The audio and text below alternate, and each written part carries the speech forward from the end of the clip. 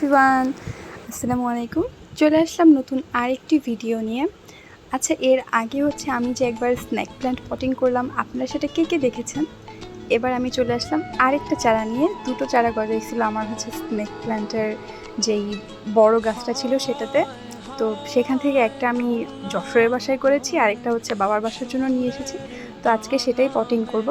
তো তার আগে হচ্ছে আমি মাটির যেই সরাটা নিয়েছি সেটা হচ্ছে একটু মানে একটু ছিদ্র করে নিব।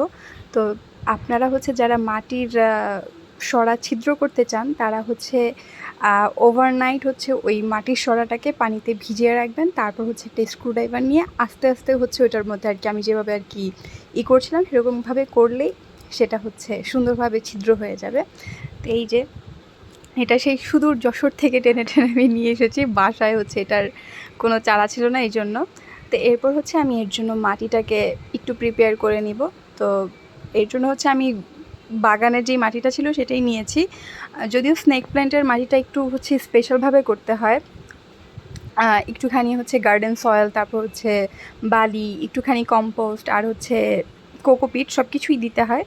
তো আমি কোকোপিটটা হচ্ছে একটু স্কিপ করছি এবার, কারণ হচ্ছে আমার কাছে কোকোপিটটা ছিল না।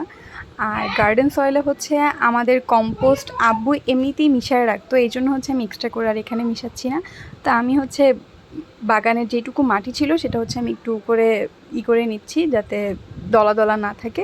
এরপর আমি অল্প একটুখানি বালি নিয়ে দুটা হচ্ছে একসাথে মিক্স করে ফেলবো। তো এই যে মিক্সিং চলতেছে, মিক্সিং। তো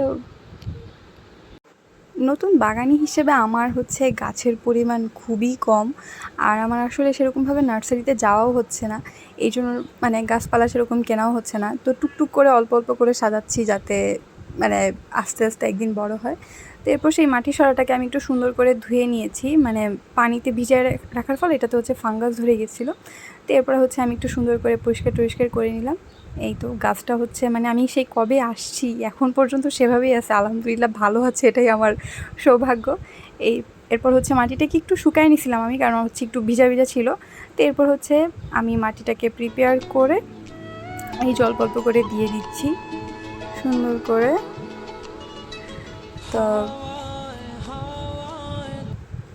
স্নেক প্ল্যান্ট গাছ হিসেবে হচ্ছে আমার কাছে এটা বেস্ট লাগছে, কারণ এটার খুব একটা পরিচর্যার দরকার হয় না।